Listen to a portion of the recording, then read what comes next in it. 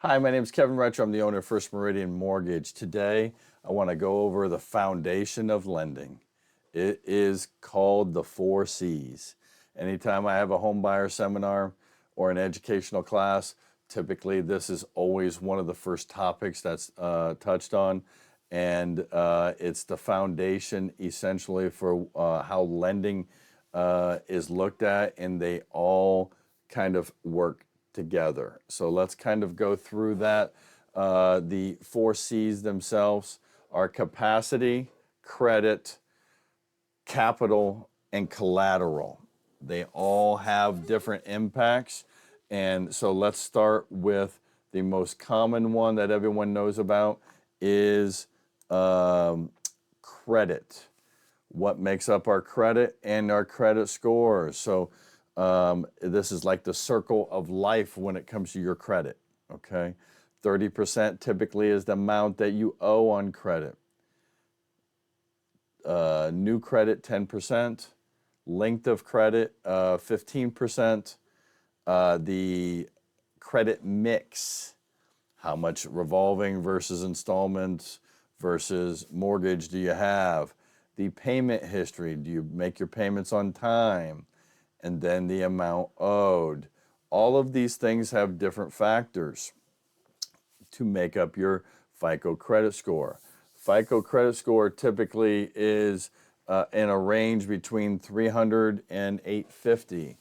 All of our credit reports typically will have, oh, you get this free credit score, and it may say 900. Well, that's probably a Vantage score or an insurance or a car or a credit card score, but it's not your FICO. The mortgage world goes by your FICO, okay? Keep in mind there are things that affect your credit score, so I highly recommend that you get a free credit report via the annualcreditreport.com. You can get all 3 bureaus there and get a credit report free. It's actually got some good information all about the credit reports on there, what to look for, how to protect your identity, frequently asked questions. I highly recommend you go to that website.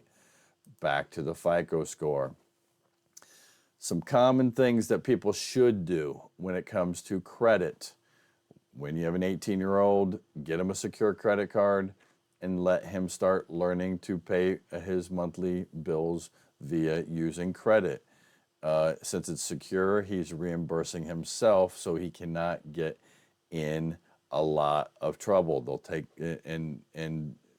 take his money via the payment if they need to. Okay, you spend $100, you bring the $500 credit limit back up to 500, and then so on and so on.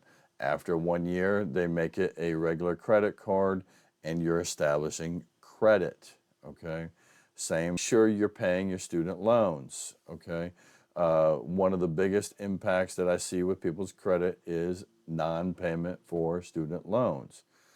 If you have outstanding revolving debt and you roll them over to a 0% interest credit card, let's walk through that.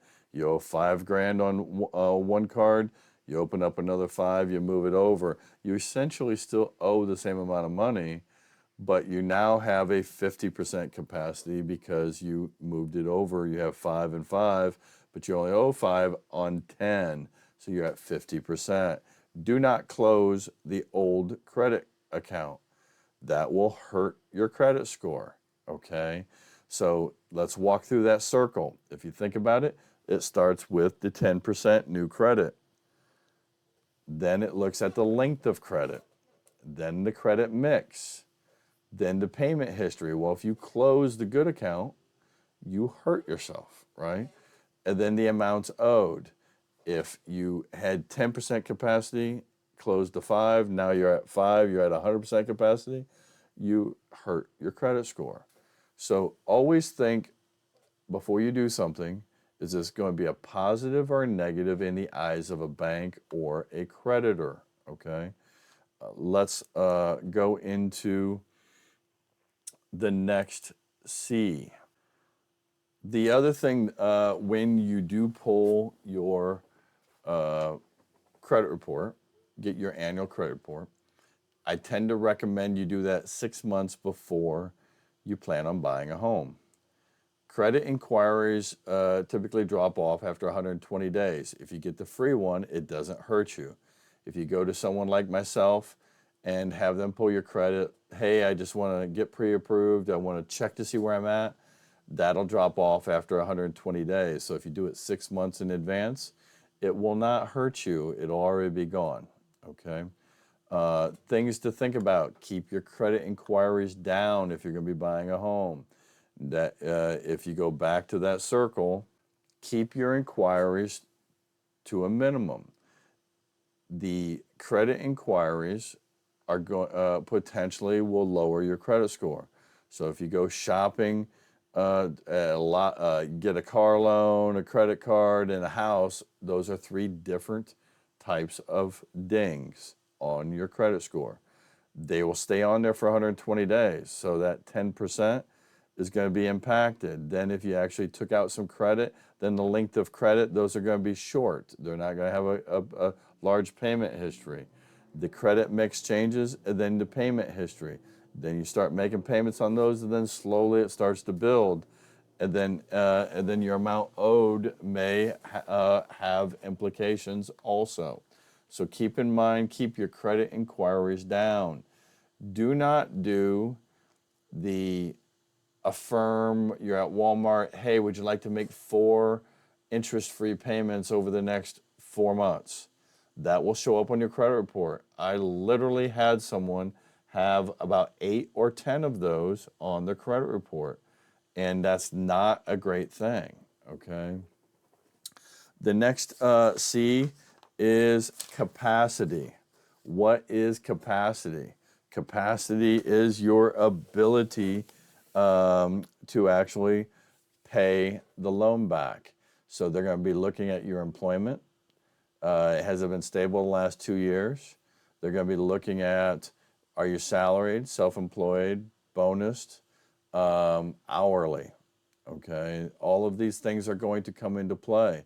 Did you recently change jobs and it's a whole new industry?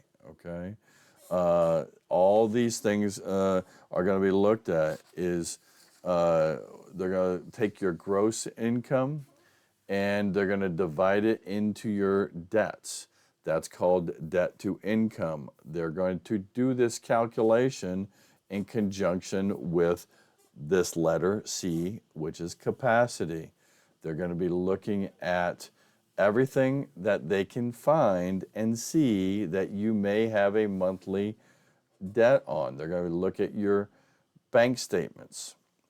They're going to see if there's any allotments to Miss Jane for some reason. Is it alimony? Is that child support? Is there a payment on your pay stubs that go to a certain institution? That could be a debt that isn't disclosed on a credit report. They're going to be looking at your income. Do you have any added risks? Are you self-employed? Do you own 25% or more of the individual company that you work at? Are you a family member of anyone that has that is in conjunction with your pay? Okay, are you working for mom and dad? Are they cooking the books slightly just so you can buy a home, and then all of a sudden you're not going to be making the same amount of money 2 months after you go to closing? So they're going to scrutinize the capacity on the basis of, can you make the payments? Do you have the stability in your occupation to actually make those payments? And is your employment likely to continue? If you have a job and they say, well, he's already said he's resigning in 6 months, or a contract's not getting renewed, then your capacity does not meet the levels for financing. The financing needs to continue for, or the income needs to be likely to continue for 3 years. If you're getting child support, we can only count child support on a child that is of 15 years or less, because at 18, it's considered to, in most cases, to stop. So at age 16, it's not going to continue for 3 years. So capacity is looked at from an overall standpoint. Can he make the payments on a debt to income basis? Is he likely to have his job? Is it likely to continue? Is there stability? Okay, so that is capacity to make your payments, which all ties into the credit. If your debt to income is too high, odds are your ability to make your payments and on time and keep your credit perfect is going to be impacted. Okay, so that's where capacity and credit intermingle. Okay, the third C, capital. Capital itself, think of it as money. Okay, how much down payment are you putting down on the house? How much equity do you have in that house? How much money do you have in the bank? And how much do you have in reserves? All of these things are going to be looked at, and they can have different impacts, such as retirement funds are typically, if you're not of retirement age, greater than 59 and a half, we only account for 60% of that in most cases. Okay. Your credit score could impact, and that's where we intertwine, the amount of capital required. How can that happen? Loan to value. So they may say credit scores at 740, minimum 10% down, so you have to have the capital of 10%. They may say at 680 or 700, you need to put down 20%. So therefore, then your capital needs to be increased. There are other scenarios called reserves. So lenders like to see that once you close on the loan, that you have money left over if you fall on hard times.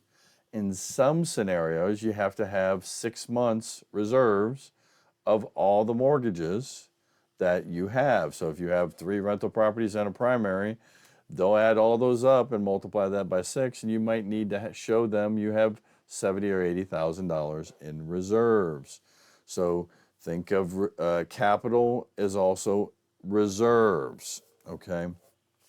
There's other types of reserves out there, stocks, bonds, brokerage, cryptocurrencies. Okay. That is the new item that's come into play over the last few years.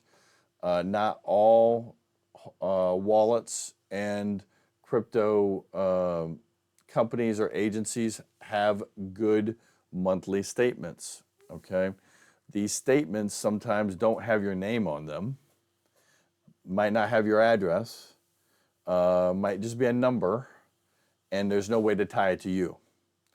Those, you could have $1 million in there and you may not be able to account or use that as capital or reserves. Okay. One of the things to remember when it comes to capital and reserves is if any of these monies came to you via a gift. I'm going to teach you the tip on seasoning a gift, so no gift letter is required. If you receive the money into your bank account in January and that January statement cuts on the 31st and it says on the 20th you received the money, that statement's not of any use when it comes to buying the house if you're trying to not document it as a gift. The next month goes by and it has your average balance at the higher level since the gift was put in January. Then the next statement in March comes. Now you have February and you have March with no large deposits. That money is now seasoned. So in some cases, people that have crypto may have to bring that money into their bank account and let it sit. Essentially, I tell people it's kind of a 90-day process to season money. If money's coming from overseas, same scenario. If that money wasn't in dollars before it came here, it's probably going to be hard to document, okay? So just season the money before you go to buy the house. That's why starting this process 6 months in advance can be crucial, okay?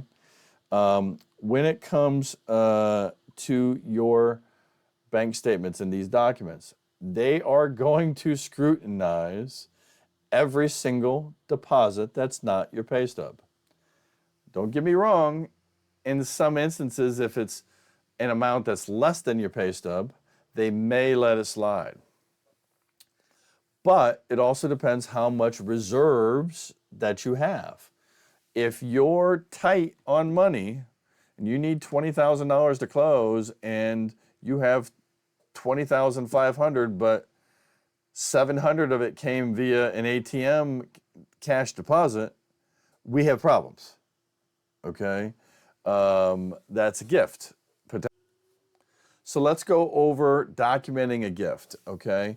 You've got a family member that wants to give you $20,000 or 20%. Parent wants to help you with your down payment, whatever the case may be.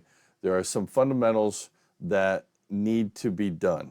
One, you need to provide a gift letter, and it'll spell out the account that the money is coming out of, the name of the giftor, and the person that it's being gifted to, okay?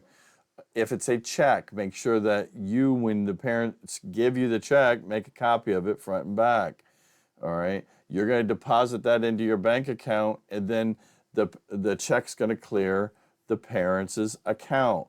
I need a statement showing the parents had the money to give to start with. Why is that? Because if you're trying to launder money, you could say, hey, give my parents money, and then the parents give it to you. You actually have to show, the parents have to show they had the money prior to actually give you. They have to show that it leaves that account. Here's the pro tip. When it leaves the account, you pull up the activity screen, you hit Control P on a PC or Control Alt P on a Mac. Make sure the URLs are at the top and the bottom of the pages. That's the only proper way to document that the payment was made via that account into your account, okay? That the gift was actually made. So the other factor in that is you have to do the same thing. You have to pull up your account. Money came into your account, pull up the transaction history going back to the 60 days worth of bank statements that we had. So you're covering that period between the last statement and the new deposit. You give us a new balance. Control P. Control Alt P on an Apple. Crucial. So gifts are a huge part of capital these days and have a bearing on the loan to value, and that has a bearing based upon credit. So all of these things are intertwined. The last C is collateral. Collateral is kind of one of my favorites on the basis that it's the loan to value in many cases. So on a VA loan, it's 100% financing. So the collateral has to match the loan. On a conventional, typically it's 3, 5, 10, 20%, or maybe 40% or more loan to value. So whatever you're asking to for the bank to give you, $500,000 as your lien, they are going to put a lien in the courthouse against that property, against that collateral. So they want to know, in fact, is this a good piece of collateral or bad? How does that happen? That is off of the appraisal. And the appraisal, how appraisals are done, changed back in 2007 during the mortgage crisis. It's done in a blind system essentially now. So we will order an appraisal through an appraisal management company per Fannie FHFA guidelines. There has to be no colluding between the lender, the loan officer, and the appraiser. The appraiser cannot be contacted by either of the other two, and he's supposed to be able to do his job without any interference whatsoever. That makes that collateral, or that decision of that collateral, to be more accurate. Now, that appraiser goes out, does an appraisal, gets 3 comparables on homes that have sold in the last 6 months, and he is evaluating that house. He's also evaluating the quality of the house. Are there upgrades? Is it new? Is it old? How does that compare against other properties around? If the collateral is worse, that could have an impact on your loan to value and the credit, and thus require more capital. So all of these things are intertwined when it comes to the 4 C's. So always ask yourself, is the bank in a better position or a worse position based upon one of the C's having an impact? So if, in fact, the house is near schools, cookie cutter, there's a lot of homes in the area of the similar type, it's a very simple appraisal. In some cases, there's an automated appraisal done, or AVM, and an appraiser doesn't actually even go out. Freddie Fannie says, I trust the value that you tell me. Might look at the assessed value, look at other comparables. Their black box technology says, I don't even need an appraisal, Kevin. We're good with the collateral. That's a fantastic thing for you because it saves you money on paying for an appraiser, okay? This can come into play if you're doing a purchase and you're waiving a appraisal because you, in fact, are putting 50% down. You don't even care what the value is. You're just happy you won the contract. You're putting all this money down. You don't need to know that it's worth $1 million because you're only really financing $500. So in that case, do you want to spend $500 on an appraisal? You probably don't. So you might get an appraisal waiver, and Freddie and Fannie just says, we're good with the value, okay? But it's still being evaluated on a loan-to-value basis, and they're using a lot of computer technology, to include AI technology, to check on this house. There are other things that affect the collateral also. How many insurance claims are on it? That is a new big thing, okay? So if you are just under contract, get an insurance quote right away. Find out if, in fact, there's been any repetitive claims on a house. Is it in a flood zone? Is it near other hazards? Has it had 3 water claims, and getting insurance is now extremely difficult because the collateral is not exactly what you thought it was. You can learn a lot via an insurance report. So get an insurance quote right away. The worst thing you can do is think that you're buying a home for $500,000 and you think that your insurance policy is $1,500 a year and it's $5,000.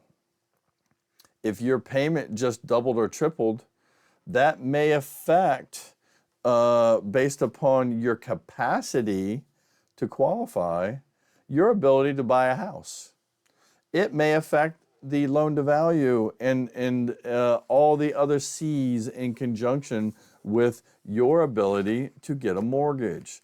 So all of these C's are intertwined when it comes to capacity, credit, collateral, and capital, okay? Just to reiterate on that collateral again, if it's near a hazard, near the beach, near water, near volcano, power lines, anything that would diminish the value, or if the property is unique in some way? Is it hard to sell? Is it on a highway? Is I-95 buzzing by and no one is going to want to buy this house except for someone that potentially is deaf, okay? And not be impacted by the sound, okay? So that collateral is going to be scrutinized, but at least it's being done in a way that benefits you as the consumer. That process is actually very good also when it comes to divorce cases, in the sense that the appraisal being done blindly and not having interaction with any of the loan,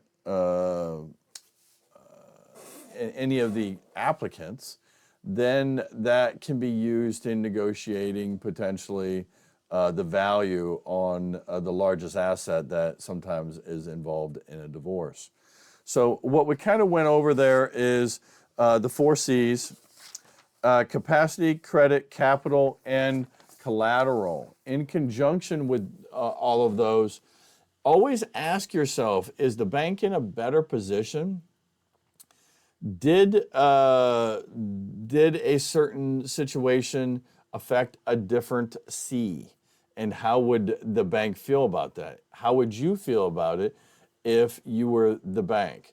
So when I first got into this business, I worked for a lender that if you put 40% down, we generally didn't care so much about your capacity because we felt that you were going to make your payments, okay? So in most cases, if the collateral is in such a positive position, that in itself may overcome one of the other C's.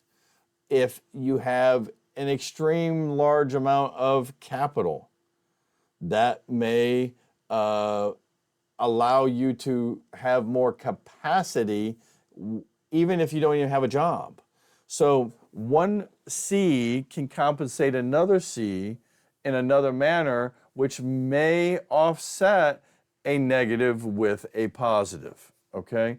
So when it comes to lending, remember the 4 C's and always ask yourself, is the bank in a better position? And that will let you know if it's a positive or a negative.